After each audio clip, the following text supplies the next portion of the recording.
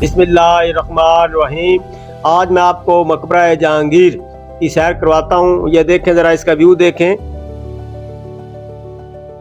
जहांगीर का असल नाम सलीम था, शहजादा सलीम।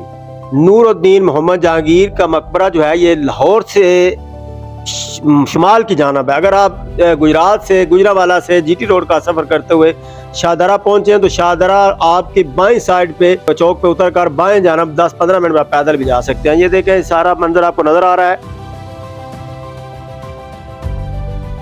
ये देखें, बैक साइड पे पुराना लाहौर और वतांगे।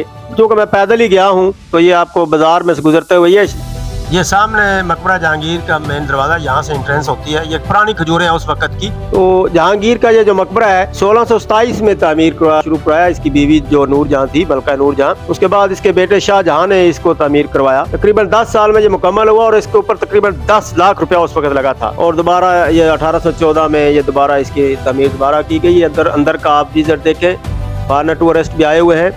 मैं इस वक्त दाखिल हो चुका हूँ, ये आगे जा रहा हूँ मैं। जहांगीर 1605 ईस्वी में तख्त नशीन हुआ और तकरीबन 21 साल इसने हुकूमत की। अब मैं आपको जहांगीर के मकबरा के अंदर की तरफ लेकर चलता हूँ। आज चलिए, ये देखें, ये जहांगीर की कब्र है जो संगे मारमार से बनाई गई है और ऊपर से गुंबद है जो बाहर से नज़र नहीं आता। ये 4 मीनार हैं, चारों कोनों पे खड़े हैं, बड़े खूबसूरत मीनार हैं, दूर से ये नज़र आते हैं। और ये दरियाए रावी के शिमाल की जानिब है और दरियाए रावी के जनूब के जानिब शाही किला है।